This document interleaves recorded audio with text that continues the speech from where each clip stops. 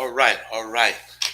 We give honor, most definitely give honor to those of you that are here, kings and queens. Most definitely, as always, I give praise to first my spiritual creator. Yes, the spiritual creator. And I also give praise and homage to my natural earthly creators, which is my mom and my father. And I just um, thank everyone that's going to be tuning into this program. You know, we definitely been doing a lot of studying. You know, doing a lot of studying history and studying the scriptures as well. You see, and I'm so glad that I can study with an open mind. You know, you got a lot of people that they study, but they don't study with an open mind. If they run across something that don't sound like, you know, like what they always been used to, they kind of ignore that. You know what I mean? You know, like if they run across something that's completely talking contrary against what they believe and what they've been learning all their lives, they kind of skip over that and use a verse in the Bible that says, "Avoid foolish and unlearned questions." You see, oh yeah, we most definitely did. We most definitely did. And see, the reason why I love this is because I was once who I'm referring to. I can say I was once who I was referring to. You couldn't bring nothing different to me than the Bible. You know, I didn't want to. I didn't want to hear it. I didn't want to hear it. I didn't. I mean, you can bring me something that you can actually show it and be ready to prove it. I didn't want to hear it. Wow, what a closed mind I had. Even with the proof, it's not proof. Even with the proof. Exactly. Even with the proof, I still didn't want to have anything to do, even with the proof. Now you know something is wrong with me. Now you know something is wrong. You see, you know something is wrong. If I didn't want to, if I didn't, if I didn't prove it, didn't want to. I mean, if it was proven to me,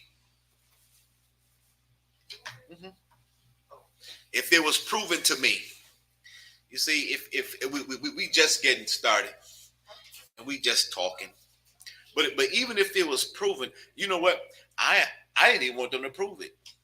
You know, because as soon as they said it, it was like, oh yeah, he's crazy, she's crazy. They don't know what they're talking about. You know what I'm saying? I don't even want to be in the company of you. Wow. But I tell you what, there's a lot of people that tried to get my attention years and years and years ago. I wish I had to listen. And it again, y'all heard me say this a lot. Okay, it most definitely took.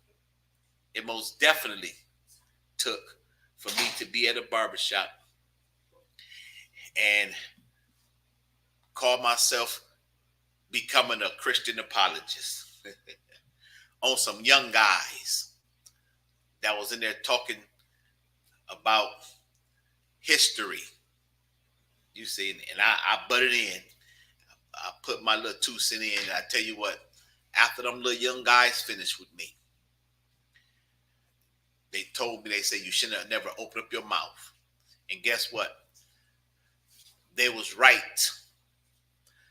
I should never open up my mouth. But guess what? I'm so glad that I did open up my mouth, because if I hadn't ever opened up my mouth, I'd probably still be in the same shoes now that I was in then. So I'm glad I opened up my mouth. So because the things that they were saying didn't make no sense. But after so long, I said, you know what? Let me look into this. And when I looked into it, I wish I could find those fellas right now. I would let them know, hey, it was you guys. That they affected. Yes, that what y'all said affected. It was effective. Not what they think is untrue either. Mm-hmm. At least it gave you another direction. Yes. Or a few directions. Yes. Yes, it gave me a different avenue to start looking up. And I didn't do it right then and there because I left there still thinking that they was crazy. Shaking my head like, they're going to hell. You see? They God gonna get them. They don't believe in God, they're going to hell. you know that's one thing that Christians is quick to do is put you in hell. The Christian pastors, quick to put you in hell, quick to put you there, you know. And as I begin to really look into the things that I thought the things that I was believing. Yes, please. You know, as soon as I begin to start looking into the stuff that I say that I believe, I begin to see the truth about everything that I thought I believed. And I'm one. I've never been a follower.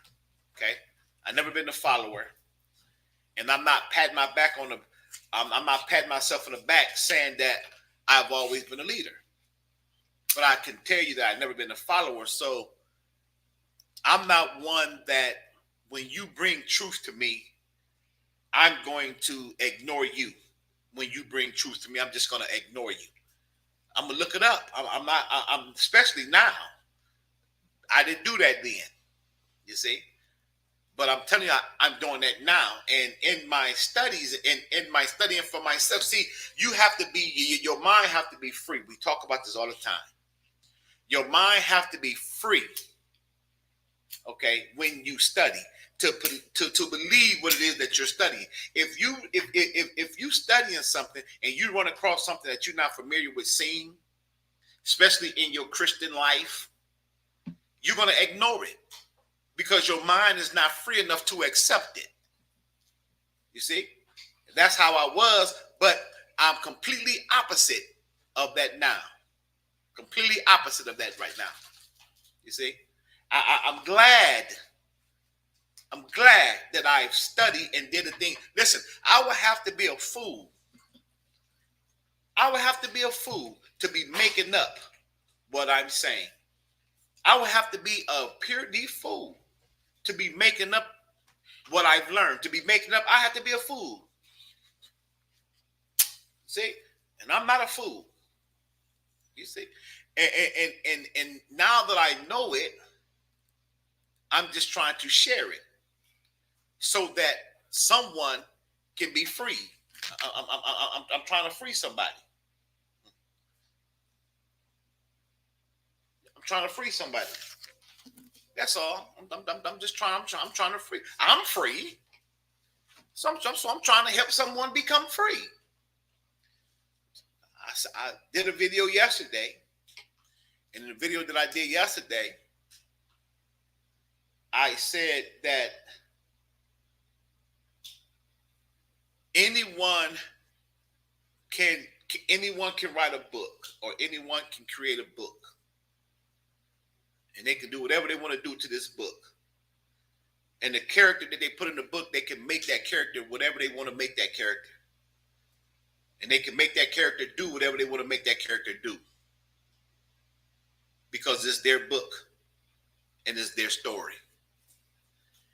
Yes, it blew my mind when I began to look at the myths.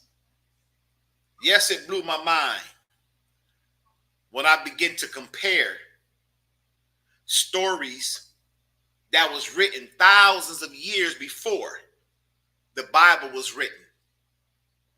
And I begin to compare those stories, and the story that I begin to compare the biblical stories to were mythological stories. You see? And I ask a question. Here's my question right here. I'm gonna ask this question to you, Queen Ruby. Here's a question for you. If you've been all your life believing in the Bible, I'm talking about from Genesis to Revelations, okay? And you've been believing in the stories that I'm talking about the familiar stories, because we know what we got, the familiar stories that's talked about all the time, especially when we was young, and that's David and Goliath, Daniel in the den of lions, Noah and the ark, Moses parting the Red Sea, etc., etc., etc. Now, just say you've been reading those stories and say you believe those stories, okay? And you've been believing them stories ever since you was young, ever since you was a little child going to Sunday school, and now you in your 60s, just to say. And I come to you, and the story that I bring to you, I'll show you that I'm finna give you a story that's similar to the stories in the Bible that you've been believing. For example, let's take Noah's Ark. Okay? We believe Noah's Ark. We believe that because man was so messed up, and the scripture says that the wickedness of men just grew mightily to where it repented God that he made man. So what he did is he told Noah to build an ark. He gave the dimensions. And then he also told Noah what he wanted to do. He instructed Noah to build an ark because he was basically tired of mankind. And out of everyone that was on the face of the earth, he took a liking to Noah. So he gives Noah the job. He gives Noah the charge. And he tells Noah to build the ark, giving him every cubic inch, telling him what to put on there, what to leave out, because he was about to destroy all mankind and just save 8 people. Now, that's a story that we have been believing all our life. But now, if I came to you after you believed that story, if I came to you and if I showed you another story that is similar to that story, almost identical to that story, and it was a story that was written 1,000 years before the story in the Bible, and I prove to you that the story that I'm bringing to you that was 1,000 years before the story in the Bible, and it was mythological, would you still believe your story in the Bible? I didn't think you would. Now watch this. If I prove to you and showed you where your biblical story of the ark come from, and you still believe the biblical story of the ark, guess what? You're delusional. And that right there is what's wrong with a lot of people in the church today. They're straight delusional. See? And they feel as though the Spirit of God is there because they danced and they felt different. They felt relieved. They felt real good. So that's their way of saying that God was present or Jesus was in the room. Not understanding that we are and was born a spiritual person. We were born spiritual people. To the point to where we can hear some music and the spirituality on the inside of us will make us pop our finger to the music. It make us bob our head to the music, stomp our feet to the music. If we went to a party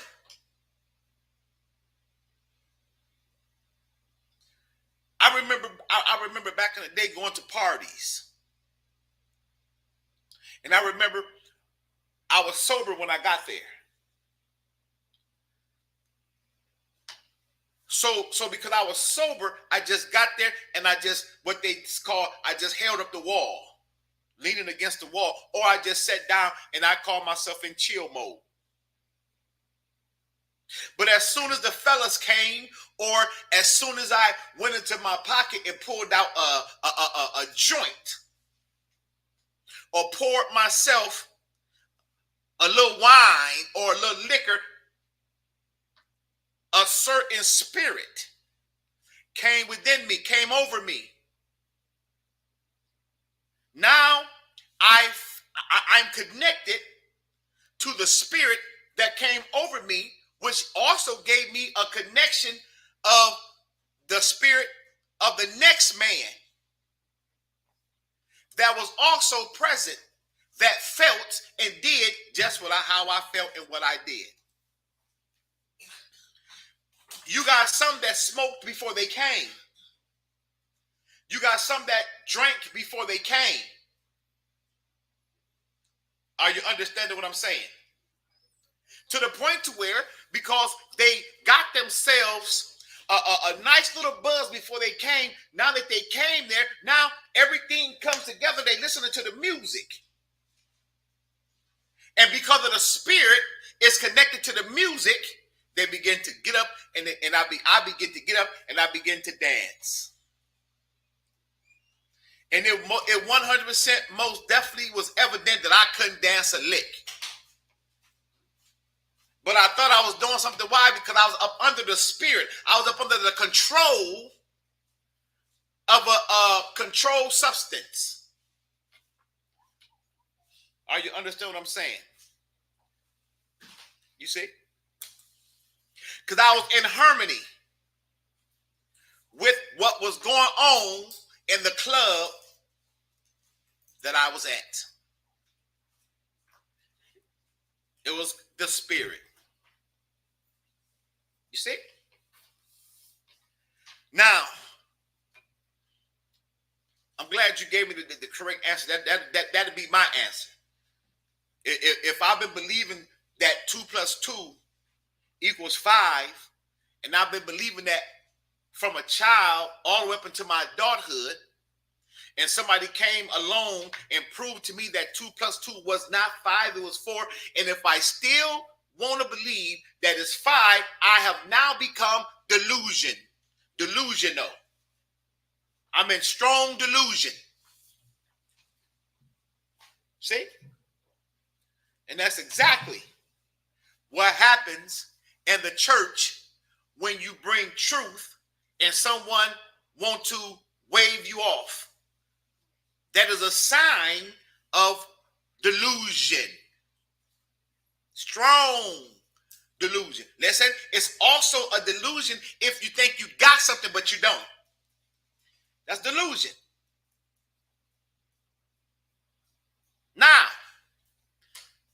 what we're going to do, since I found out that it's all a myth, now I'm trying to rescue my family by letting my family know that you're waiting on something that's not going to take place. You're waiting on your life to be better by waiting on something that you was promised within the story that you've read, or within the story that you involved yourself in for the last 60, 70 years. 60, 70 years, and it still hasn't happened. We've watched people die left and right, and it still didn't happen. We've been asking for God to heal cancer ever since we found out about cancer, and it still hasn't happened. Something is wrong. Somebody say, oh my goodness, so now he sounds like he don't believe in God. No, I don't believe in gods, because you just can't say God. You got to say gods with an S. I don't believe in gods. And listen, and God is a mythology character. Because of the simple fact he was made up. Now, the creator, that's what I believe in. There's a difference between the creator and God. Listen, the creator is not a God. Why? Because the creator is not myth. See? The creator is real. We're not here because something mythologist or something mythological made us. No, we here and we listen. We are a witness that we're here. We are a witness. There's proof. I am proof that there is a creator. See? I'm proof. I'm living proof. I'm a living witness that there's a creator. See? Now, if I say that it's all a myth, and if I say that the stories in the Bible is a myth, I got to be able to prove that. I got to be able to give evidence of what I'm saying. Because if I say that it's a myth and I can't prove it, there's something wrong with me. See? Now, we're going to look at a story. We're going to look at a story concerning, matter of fact, let me see. We're going to look at a story.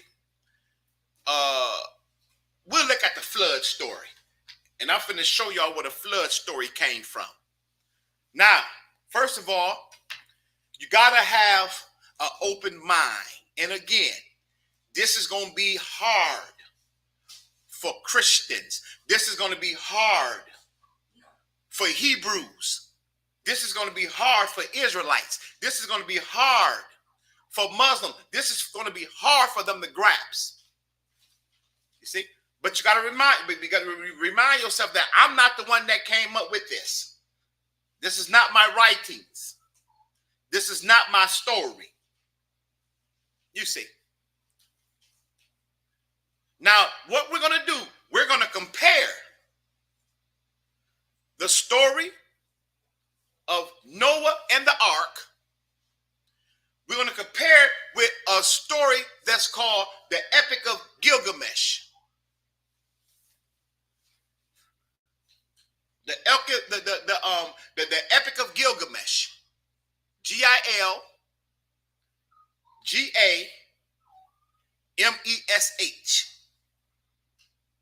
The Epic of Gilgamesh. And we're going to go down to chapter 5. And it talks about the flood. Now, I want y'all to go with me on this now. And each study, we're going to study a mythology story that contains stories where the Bible got their stories from. Listen, I can't make this up, y'all. Now, they say I'm a fool, or they say I sound foolish, but the fool would be once you have been proven something, you still don't believe it. That's the proof. That's a fool right there. So you'll be able to ask yourself, once you find out about this and once you learn about this right here, who's the fool? All right? Now, I'm going to ask you to read Queen Ruth, the Epic of Gilgamesh, the story of the flood.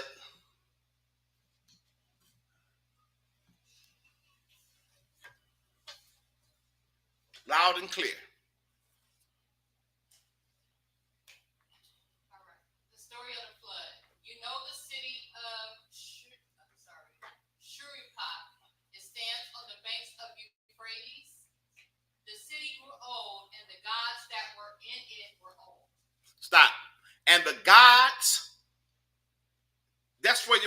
Elohim come from El, mean gods. It says, and the gods that were in it were old. So it's talking about some old gods. Gods now. You see what I'm saying? So that's why I say, when you use the word God, number one, you got to figure out whatever, you got to remember, or you got to know where that word come from. That's a German word. You see? And when they say God, you're talking about gods. There was multiple gods. There was over 1,000 Egyptian gods. But when you stuck in the Bible, you will never understand this. Because you never study on the outside of the Bible that you read. And then when somebody brings this information to you, they sound foreign. And still want to stick with what they've been sticking with. Listen, the reason why I'm bringing this out, because of the simple fact, I'm trying to bring people together. I'm trying to get people back together. I'm trying to bring families back together. You've been going to church all your life, but you're still distant with your family. And I thought back in the day, church was a place where you go and family come together. But you look in the church now, come on, you know ain't nobody together in these churches. It seems like they're against each other. You got this church, won't fellowship with this church because they got different beliefs. Now I see where they feud all the time at. Now I see why Judaism is feuding with the Muslims. The Muslims is feuding with the Christianity. Christianity is feuding with Mormon. Mormon is feuding with Jehovah's Witnesses. But they all say that they serving the same God. Come on now. There's got to be something wrong with that. Read. All right. You know the city of Shurpa. It stands on the banks of the Euphrates.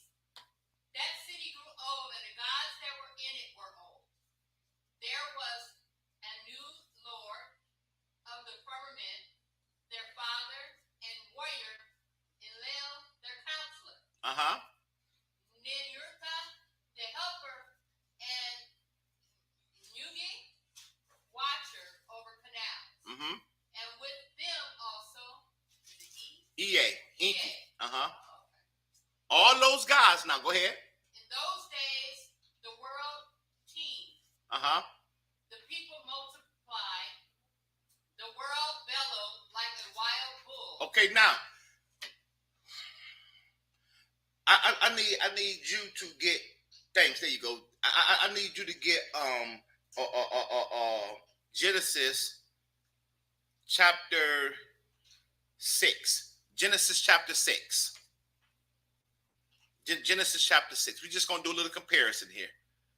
Genesis chapter 6. And we're going to start at verse 1. Now, we see here where it says, in those days, the world, teemed, that one? where I'm at. Right there. Okay, in those days, the world teemed.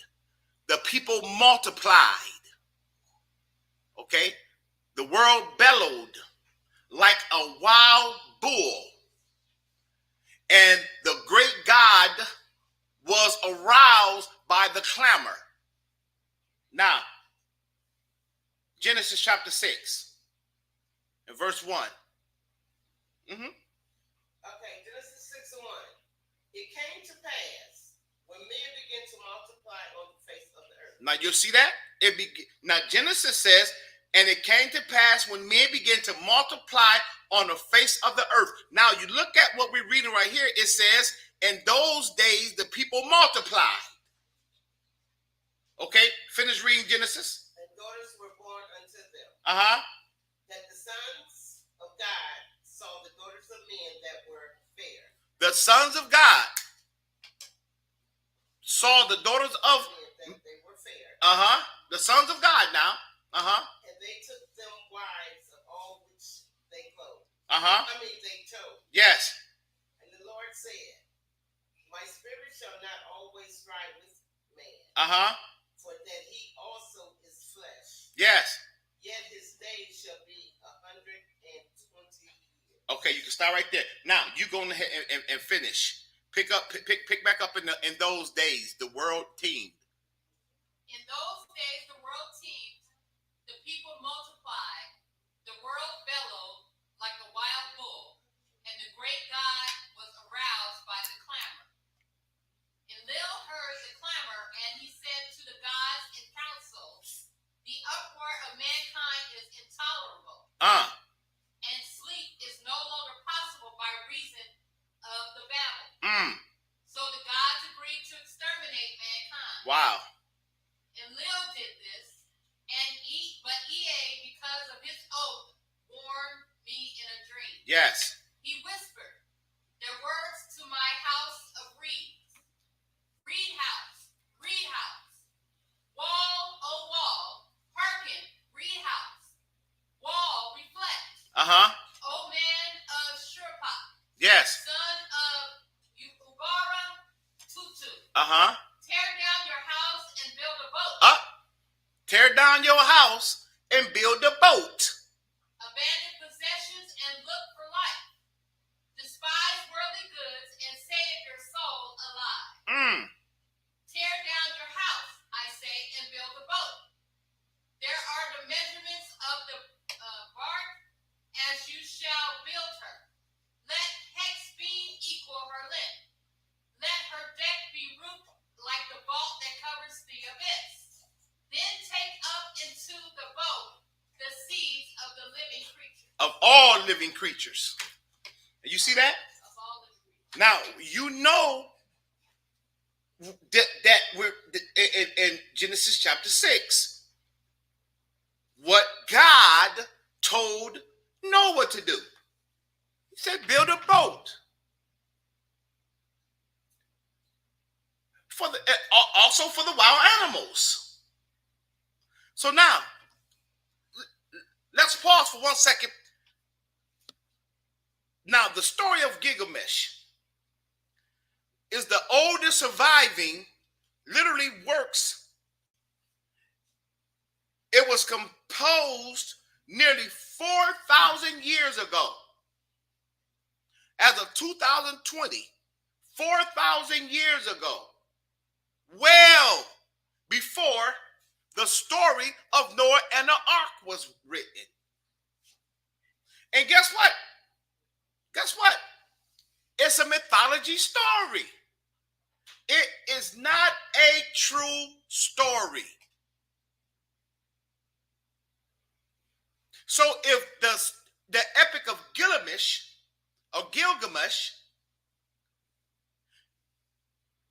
if he was told to build a boat, go back to it, for him and the living creatures, and all that is mythology, and that was way before the Bible was written, what would make you think that the story of Noah and the ark is real? You can't fuss with that. You just can't fuss with it. I can't fuss with the fact that if I did not believe 2 + 2 was 4, and you brought 4 objects to me and separated them like I always say, I'm going to keep saying the same scenario. Somebody going to get it. You brought 4 objects to me, separated them with 2 over here and 2 over there, and you told me to count them, and I said 4. You just proved to me that 2 + 2 is not 5, it's 4. But if I choose to continue saying that it's 5, I'm the fool. And this is exactly what religion has done to our people. Just made them look like fools.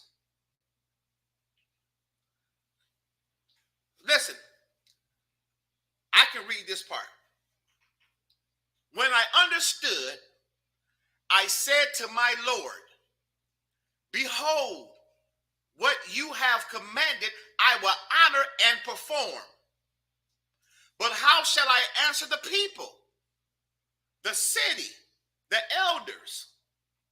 Then Ea opened his mouth and said to me, his servant, tell them this, I have learned that Enlil is wrathful against me. I dare no longer walk in his land, nor live in his city. I will go down to the Gulf to dwell with Ea, my Lord. Ea is also Enki. That's a god. But on you he will rain down abundance. Listen, rare fish and shy wild fowl, a rich harvest tide, and the evening the rider of the storm will bring you wheat and in torrents. And the first light of dawn, all my household gathered round me. The children brought pitch, and the men whatever was necessary. On the fifth day, I laid the keel and the ribs. Then I made fast the planking. The ground space was 1 acre. Each side of the deck measured 120 cubits, making a square. I built 6 decks below, 7 in all. I divided them into 9 sections with bulkheads between. I drove in wedges where needed. I saw to the punt poles and laid in supplies. The carriers brought oil in baskets. I poured pitch into the furnace and asphalt and oil. More oil was consumed in caulking, and more again the master of the boat took into his stores. I slaughtered bullocks for the people, and every day I gave the shipwrights wine to drink as though it were river water, raw wine. And remember, Noah was a drunk, y'all. Raw wine and red wine and oil of white wine. There was fasting then as there is at the time of the New Year's festival. In other words, he said that I passed out all this and we just got bent. Just like they get drunk at a New Year's festival. He said that's what happened in this.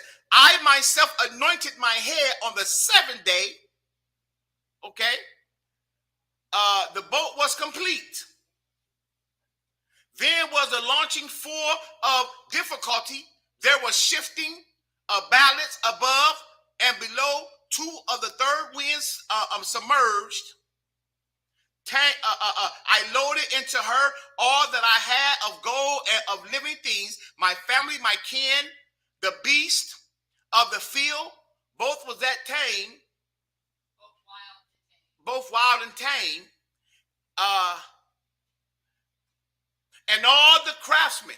I sent them on board, for the time of Shamish had ordained was already fulfilled when he said, in the evening, when the rider of the storm sends down the destroying rain, enter the boat and go down, because I can't see that. Go the other way. Finish reading that for me. Okay. In the evening, when the rider of the storm sends down the destroying rain, enter the boat and batten her down. The time was fulfilled. The evening came. The rider of the storm sent down the rain. I looked out at the weather, and it was terrible. So I too boarded the boat and battened her down. All was now complete, the battening and the caulking. So I handed the tiller to Pazar Amuri, the steerman, with the navigation and the care of the whole boat. With the first light of dawn, a black cloud came from the horizon. Yes. It thundered within where Adad, lord of the storm, was riding. In front over hill, Shalat and Hanish, heralds of the storm, led on. Then the gods of the abyss rose up. Nergal pulled out the dams of the nether water. Ninurta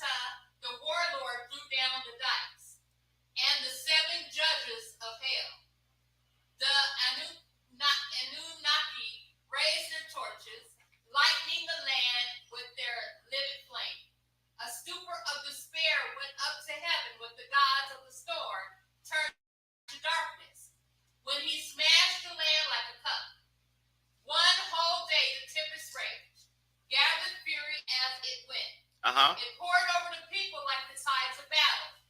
And Imam could not see his brother, nor the people be seen from heaven. Drop down to the next paragraph. For 6 days. For 6 days and 6 nights the winds blew. Torrent and tempest and flood overwhelmed the world. Tempest and flood raged together like warring hosts. Uh-huh. When the seventh day dawned, the storm from the south subsided. The sea grew calm, the flood was still. I looked at the face of the world, and there was silence. All mankind was turned to clay. The surface of the sea stretched as flat as the rooftop. I opened the hatch, and the light fell on my face. Mm-hmm. Then I bowed low, I sat down, and I wept. The tears streamed down my face, for on every side was the waste of water. Yes. I looked for land in vain. But 14 leagues distance, there appeared a mountain, and there the boat grounded on the mountain of Nisir. Uh-huh. The boat held fast. She held fast and did not budge. On day she held, and a second day on the mountain of Nisir. Oh, I'm sorry. Where am I at? One day she held, Oh. and a One second day day. she held, and the second day on the mountain of Nisir, she held fast and did not budge. A third day and fourth day, she held fast on the mountain, did not budge. Yes. A fifth day and sixth day, she held fast on the mountain. When the seventh day dawned, I loosed a dove and let her go. Okay, stop. I loosed the dove. Remember, once their boat came to a float, or once it began to stop, whatever, and they was looking for dry ground, what did he do? Well, we're going to get down there. He sent out the bird to go find dry ground. Read. She flew away, but finding no resting place, she returned. Then I loosed the swallow, and she flew away, but finding no resting place, she returned. I loosed the raven. She saw that the waters had retreated. She ate. She flew around. She called, and she did not come back. Okay, stop. We don't got to read no more. Now, I want you to go to the part in Genesis where Noah loosed, find that for me, please. Where Noah loosed the bird. Okay, now, again, this is nothing but proof. And I told you that this story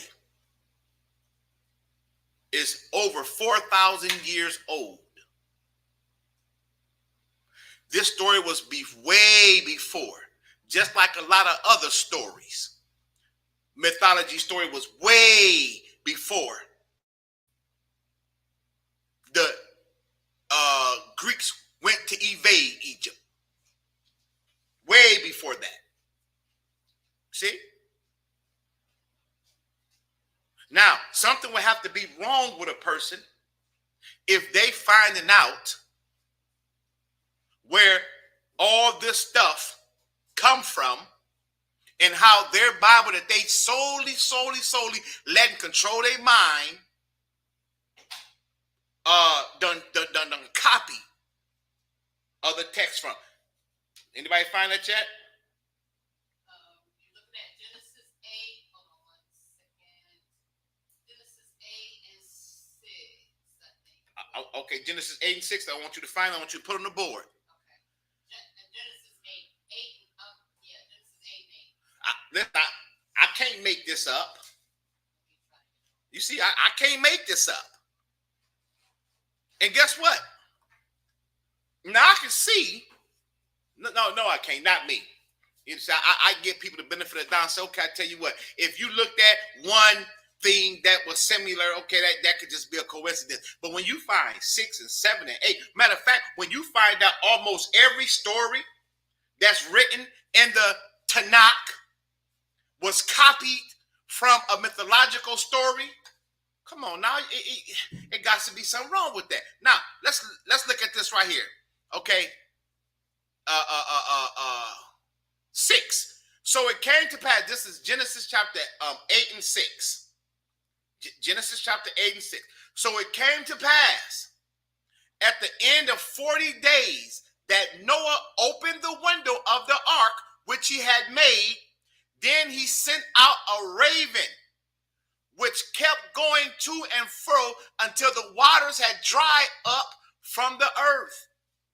He also sent out from himself a dove to see if the waters had receded from the face of the ground. But the dove found no resting place for the sole of his foot, and she returned into the ark. Okay. Let me see. She returned into the ark to him, for the waters were on the face of the whole earth. Yes. So he put out his hand and took her, and drew her into the ark to himself.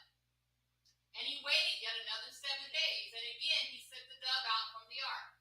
Then the dove came to him in the evening, and behold, a freshly plucked olive leaf was in her mouth. And Noah knew that the waters had receded from the earth. So he waited yet another 7 days and sent out the dove, which did not return again to him anymore. See? So there you have it. Similar story. That's a mythological story. That is where your story of the ark come from. You see? Now, that debunks the truth of Noah's ark in the Bible. Come on now. But that's something that we've been believing. You see, all our life. To find out that it comes from a mythological story. All stories. Different gods. Look how many gods played a part in that story. You had at least 5 different gods that play a part of that story. You see, there's many more mythological stories that was written way before the Bible was written. You see? Now, like I say, in my closing, it is a shame. It's a shame what our people has allowed religion to do to them. We are the only ones that's fighting over a belief that we can't prove that is correct or that got evidence, and we just fighting over it. It saddens me when I see our people against our people through and because of religion. Our young girls, like I say, is being sex trafficked.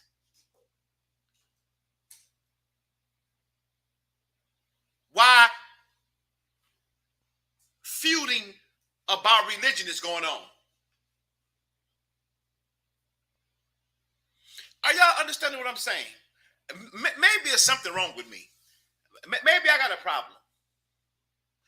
You see, maybe it's me. I guess maybe everything is just the way it's supposed to be, you know. Listen. I cannot say this enough. If the creator of mankind, and I stress the fact when I'm talking not about no creator of Abraham, Isaac, and Jacob. I'm talking about the creator, you see, that created all mankind. Again, we don't know who that creator is.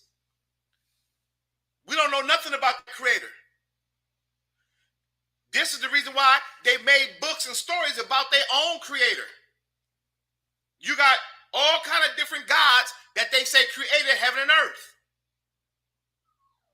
You see? They got women goddesses that they say created heaven and earth. If the creator has something to do with the Bible, it would not be complicated. I can't say it enough, y'all. It will not be complicated. And it will only be one way. It won't be no arguments. You see? You got our people arguing over the Bible, but they still broke. They still busted and disgusted. You standing up for something that you can't prove, and you still living in poverty. Your family still jacked up. You will go against your own blood brother over religion, over this controlling method that they made us accept. Oh yes, they made you accept Christianity. Accept it or die. But people don't understand it, and they don't know that. You know why? Because they won't look into it. Like I say, that's why I keep talking about it. I don't understand why folk is sitting back waiting on something to come back to better their own self. You waiting on something to come out here to better you? When you can begin to start bettering your own self? Well, you can't do it. If God can't do it, it can't be done. Oh, wow. Wow. You know, like I say,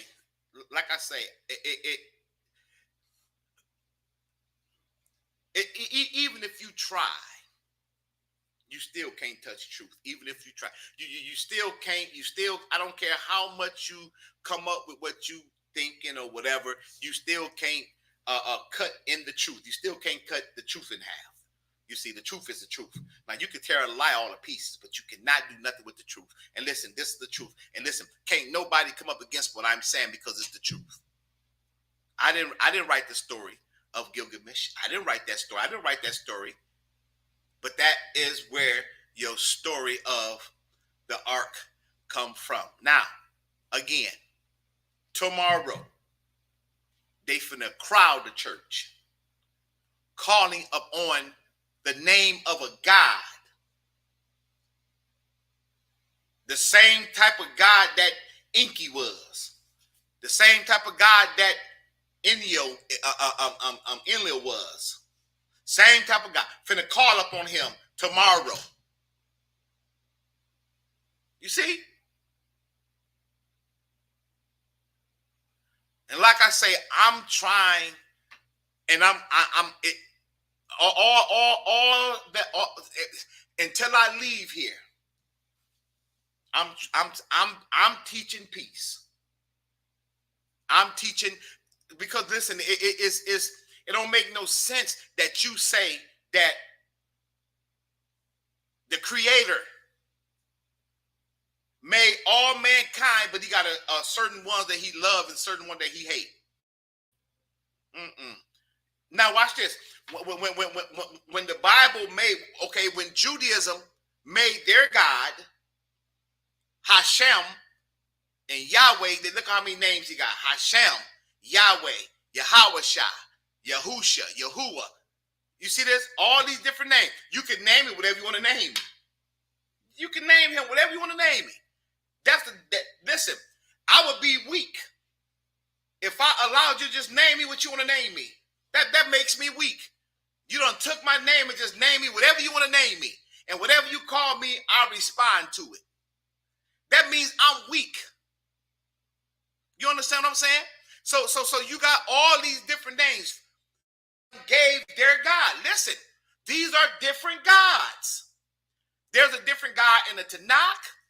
There's a different God in the Christian Bible, New Testament. There's a different God in the Quran. There's a different God in Buddhism. There's a different God in Hinduism. You see? There's a different God in the Jehovah's Witnesses and the Mormons. Come on now. All different gods. And all they did was came up with a book and put their God in there and gave their God supernatural powers. We can do the same thing. I keep telling you, we can write a story And we can put a God in that story and give him supernatural powers. You see? And because you need him to do what his supernatural powers consist of, you begin to lean onto that God. Because you read that he can heal, he's the toe God. And you was born with 4 toes. And because somebody written a book about the toe God, gave him a name and said that all you gotta do is just pray to him and he'll make your toe grow. Guess what? That's the God you're gonna serve because you waiting on him to grow your toe. But it's mythological. You died with 4 toes. You was born with 4 toes and you died with 4 toes, waiting on the mythological toe God to come to grow your toe. It didn't happen. Think about it, y'all. Just think. Listen, I can think now. I'm bound. I can literally think now. But I had to do away with religion to think.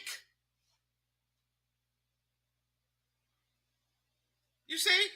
You can't think when you got something, got your brain in a headlock. Religion got your brain in a headlock. And when you do think, religion. Come on, people, wake up. Snap out of it. Snap out of the illusion. Snap out of it. Wake up. You see? Wake up.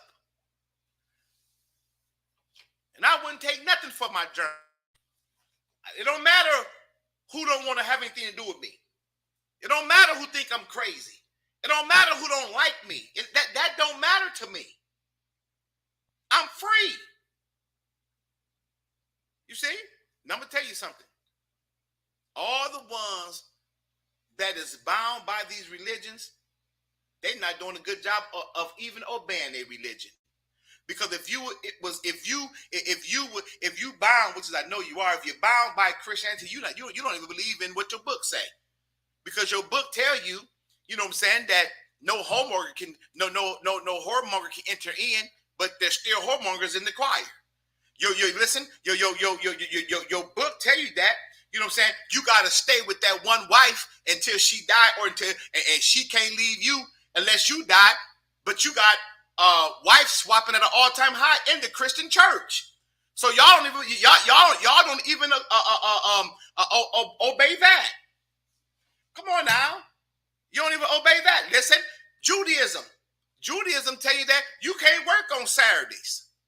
But you got folk that I'm talking about these hardcore Israelites.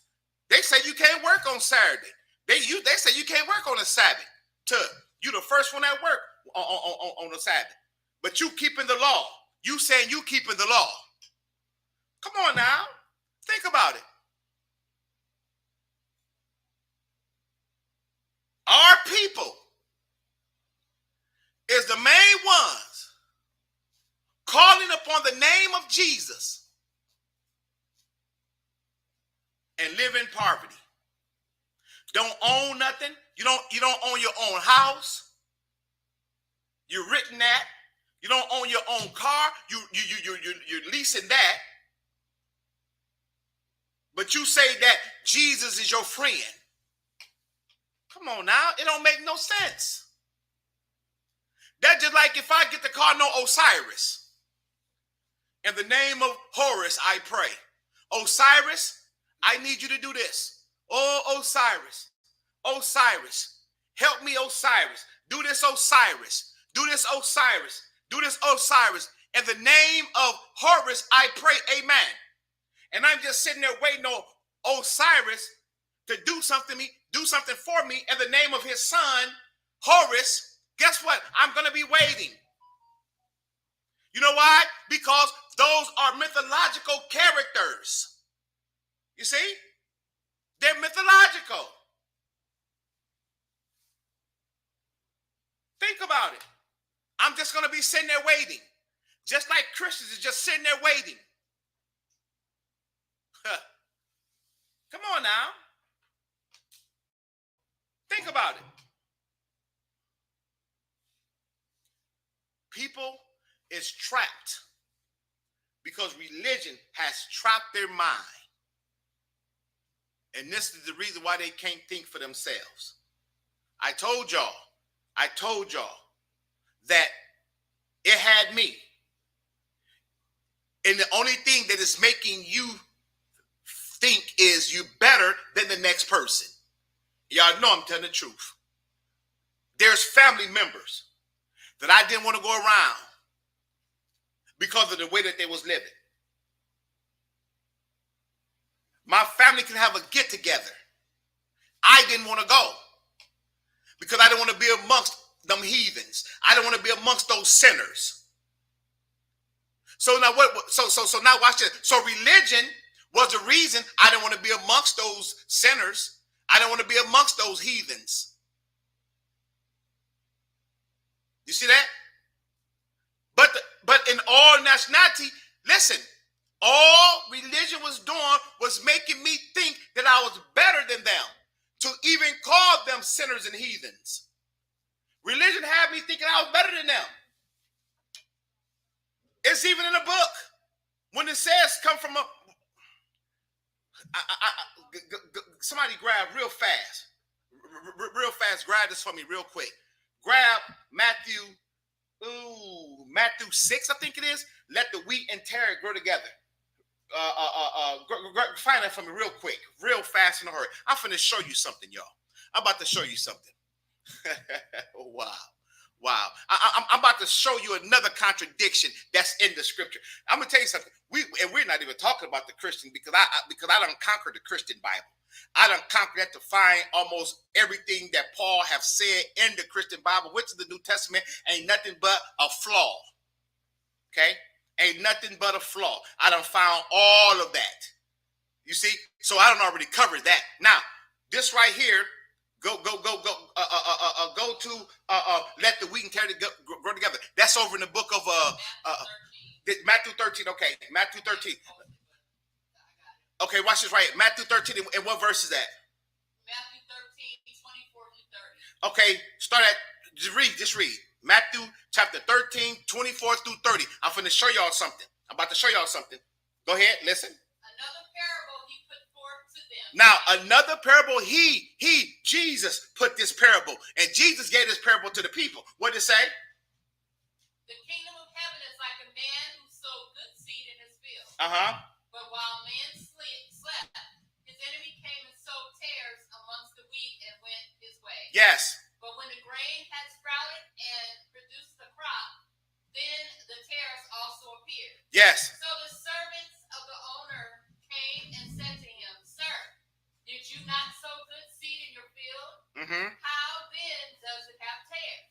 He said to them, an enemy has done this.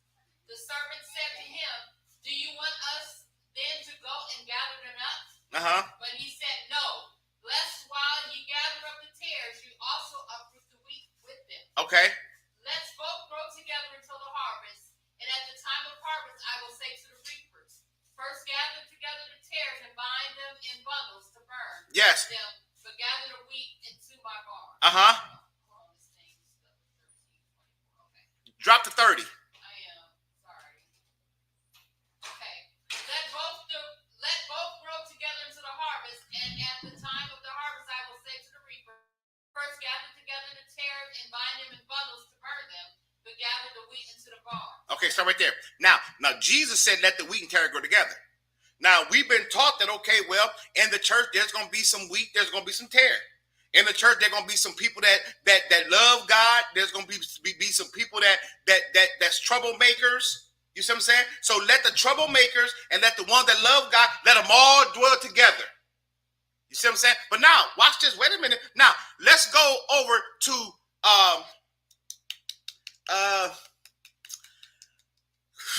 1 Corinthians chapter 6. 1 Corinthians chapter 6. 1 Corinthians chapter 6. Let's go there. And let's see if Paul doing, and then we're going to even go to the Tanakh to see Did they are they abiding by what Jesus said? He said, "Let the wheat and tare grow together." Didn't he say that, right? Now let's go to 1 Corinthians chapter 6. It says this right here. 1 Corinthians chapter 6, verse 1. Dare any of you, having a matter against another, go to the law before the unjust, and not before the saints? Do you not know that the saints shall judge the world? And if the world shall be judged by you, are the unworthy to judge the smallest matters? It says, let me see, hold on. Let me see if this is what I want. It says this right here. Watch this now. Watch this. Paul drops down to the Corinthian church in 1 Corinthians chapter 6, and at verse 9, he says this right here. He says, knowing ye not that the unrighteous shall not inherit the kingdom of God. Be not deceived, neither fornicators, nor idolaters, nor adulterers, nor effeminate, nor abusers of themselves with mankind, nor thieves, nor covetous, nor drunkards, nor revilers, nor extortioners shall inherit the kingdom of heaven. Now, watch this right here. Now, I want you to go to, I believe it's, let me see. Hold on. Y'all bear with me. Y'all bear with me. I'm just finna show you stuff. I'm finna show you stuff that you can't pick out of this until you become free. See, you got to be on the outside of the Bible to see it. You can't see stuff while you in it, because all you see is one way. You can't see when you in religion, because religion only shows you one way. You got to come up out of religion so that you can see all different ways. You can see clearly now. You can't see clearly. You see when you is bound by something. You see. Now I want y'all to go to 2 Corinthians now. 2 Corinthians chapter 6. 2 Corinthians chapter 6. Now I'm going to show you something now. 2 Corinthians chapter 6. Okay. And we're going to go down to 17. 2 Corinthians chapter 6. Now, what I'm going to do, let me see. I'll read 16 first. And what agreement, and what agreement, matter of fact, I'm going to start at number 1.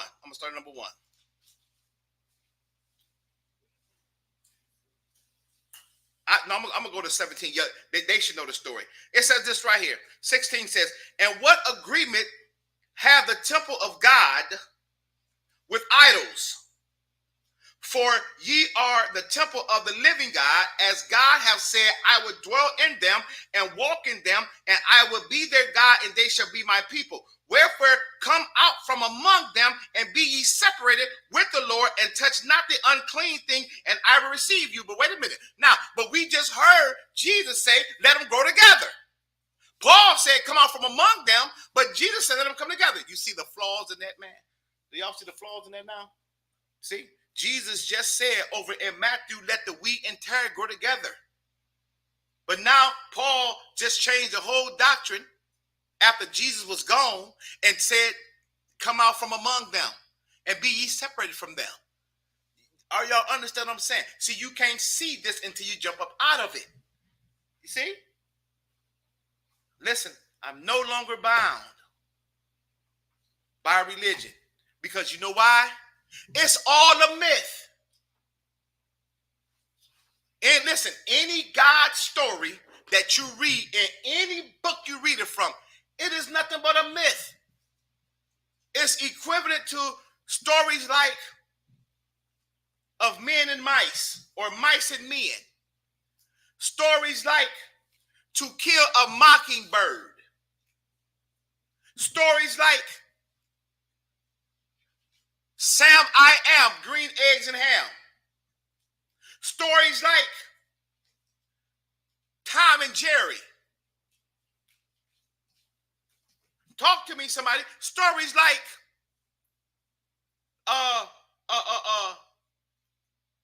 Curious George.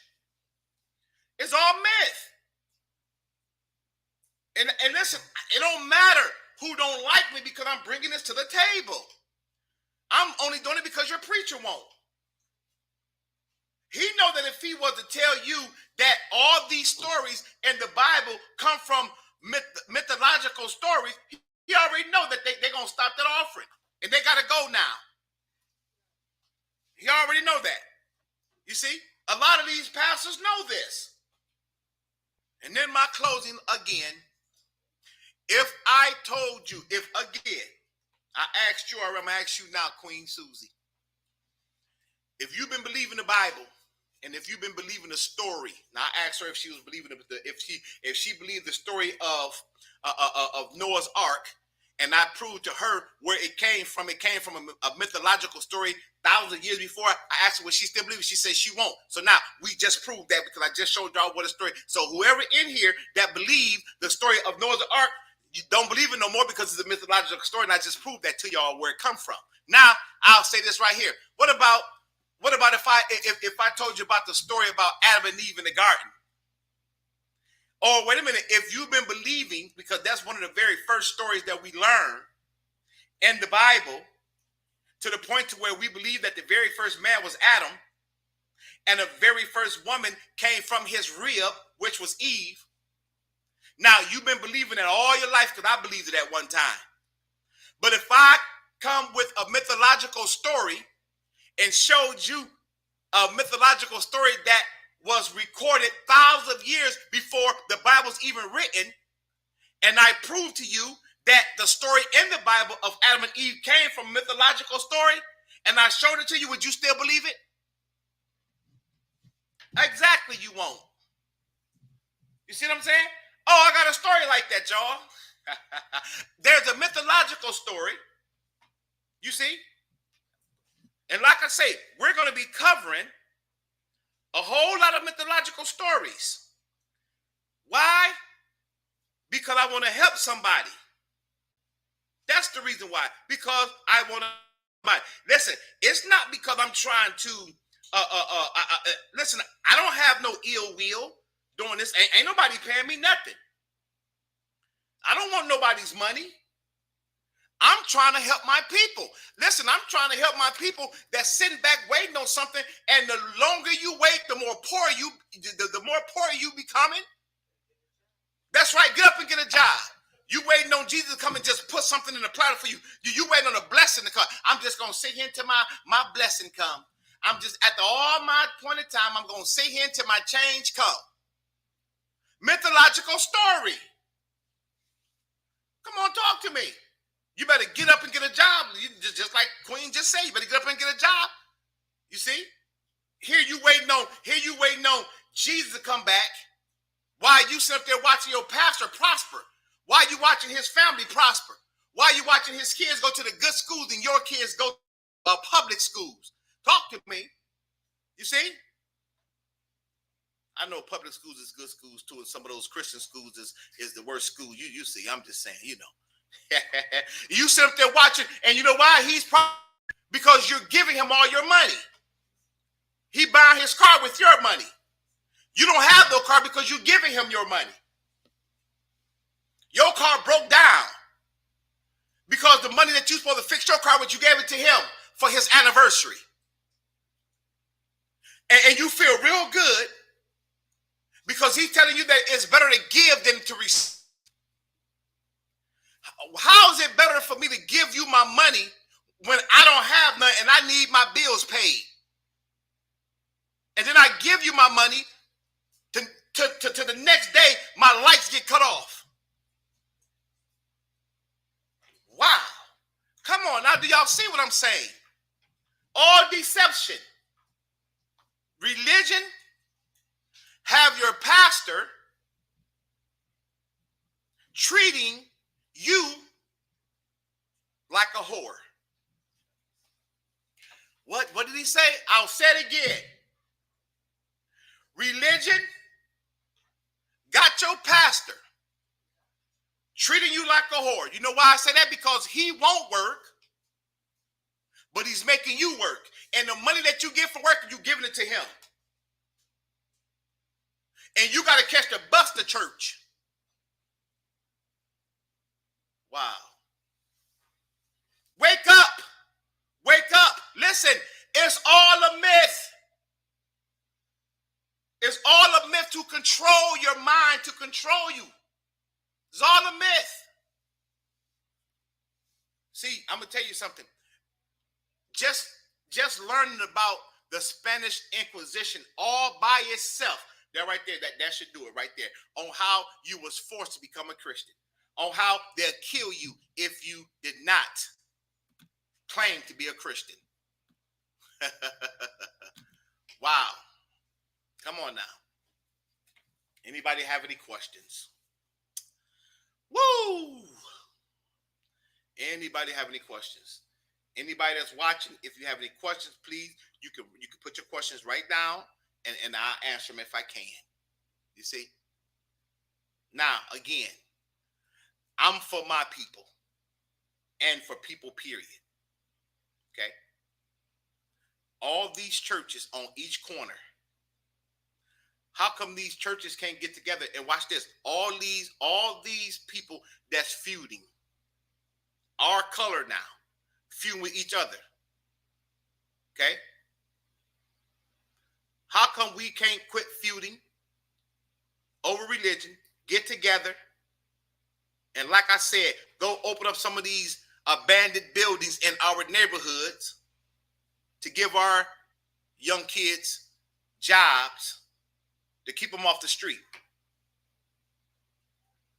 You see what I'm saying? Now, how come we can't go and see an old restaurant that done shut down? How come we can't go together and get that restaurant and open up for our people? Why do our people got to depend on the Arabs? Why do our people got to depend on the Chinese men or the Chinese people? How come our young girls don't have their own nail shops? Why they got to go to get their nails done? Why don't we have our own car lots? Why we got to go to buy here, pay here to get a car? Talk to me. So how come we don't got our own clothing stores? Why do we got to go to the Arabs to buy clothes? Why we don't got our own supermarkets? Why we got to go to the Arabs and the Chinese folk to buy food? Why we don't got our own restaurants? Why we don't got our own schools? We got to send our kids to schools that ain't being taught what we need to be taught.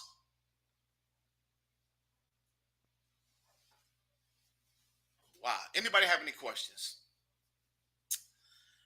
Woo! You know that some of us have done all of those things, right? Oh, what things? Clothing stores, nail shops, grocery stores. And you know what? You know what? I'm gonna tell you something. You 100% right. I can remember when I was growing up as a little boy, I remember some black-owned stores in the neighborhood. But you know what? They was the real definition of storefronts. You see, real definition of storefront. I ain't gonna call no street names. You see? And guess what? These stores were struggling. And as soon as someone see your struggle, they know what to do to get you from that struggle. They'll offer you a little bit of something. They'll offer you a little bit of nothing. And now some of the same stores when I was growing up that was owned by us, now they're owned by Arabs. We're the only group of people that won't help each other. We're the only group of people that come against each other. We're the only group of people that fight each other. Everybody else is prospering, going on with their life. The Chinese man prospering, going on with his life. Arabs prospering, going on with his life. The Caucasian prospering, going on with their life. Buddhism, going on with their life. We're the only one that's arguing and don't got nothing. Yes, the only group of people. Even the Mexicans is going on with their life.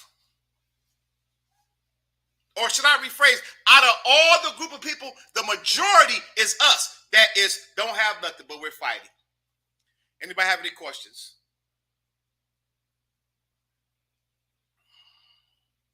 All right. Well, until next time, everyone have a wonderful day. And if y'all have any questions, please feel free to ask your questions. Listen, I can prove, and I've been proving everything that I've been saying. Okay? Now, I want to have a testimony. This is the reason why I can come to the conclusion that I come to. You see? Because I'm one that didn't study. I didn't study what I was calling myself. I didn't study history concerning the Bible. I never studied history concerning the church. I never studied history concerning Christianity, Judaism, Muslim, Islam. I never did that. But guess what? When I done that, it blew my mind, and I'm on to something. I'm just like a hound dog on a scent of his game that he's hunting. Until then, peace.